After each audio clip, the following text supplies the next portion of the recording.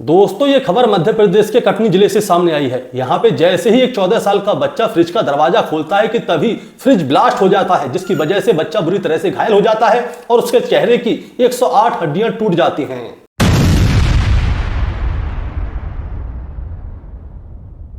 दोस्तों विस्फोट इतना ज्यादा तेज था कि बच्चे का चेहरा वहीं पे क्षतिग्रस्त हो गया और बच्चा वहीं पे खून से लहूलुहान होकर गिर पड़ा।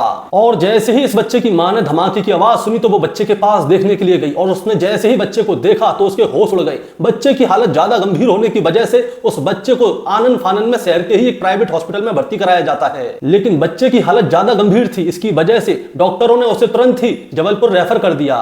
ये मामला 5 नवंबर 2025 की शाम का है, जब कटनी के रहने वाले आर्यन मिश्रा अपनी मां के साथ घर पे अकेले थे और शाम को लगभग 5:30 बजे का समय होता है, जब मां बगल वाले कमरे में आराम कर रही थी कि तभी घर में बहुत जोर से धमाका होता है और धमाके की आवाज से मां जाग गई। अब वो जागकर अपने बच्चे को देखने आई तो उसने देखा कि उसका बेटा आर्यन फ्रिज के सामने बेहोश पड़ा है। उसने देखा कि उसके बेटे का चेहरा बुरी तरह से क्षतिग्रस्त हो गया है और ये देखते ही उसकी मां के मुंह से चीख निकल गई और मां वहीं पे बेसुध हो गई। और धमाके की आवाज सुनकर इतनी ही देर में अड़ोसी पड़ोसी भी वहां पे आ जाते हैं। अड़ोसी पड़ोसी आनन फानन में आर्यन को उठा के नजदीकी हॉस्पिटल में ले जाकर भर्ती करते हैं, लेकिन बच्चे की ऐसी हालत देखकर डॉक्टर अपने हाथ खड़े कर देते हैं और इसके बाद डॉक्टर उसे तुरंत ही जबलपुर रेफर कर देते हैं। 1.5 घंटे में बच्चे को जबलपुर पहुंचाया जाता है और वहां पे एक प्राइवेट हॉस्पिटल में इस बच्चे का 2.5 घंटे तक इलाज चलता है, ऑपरेशन होता है और इसके बाद इस बच्चे की जान बच पाती है।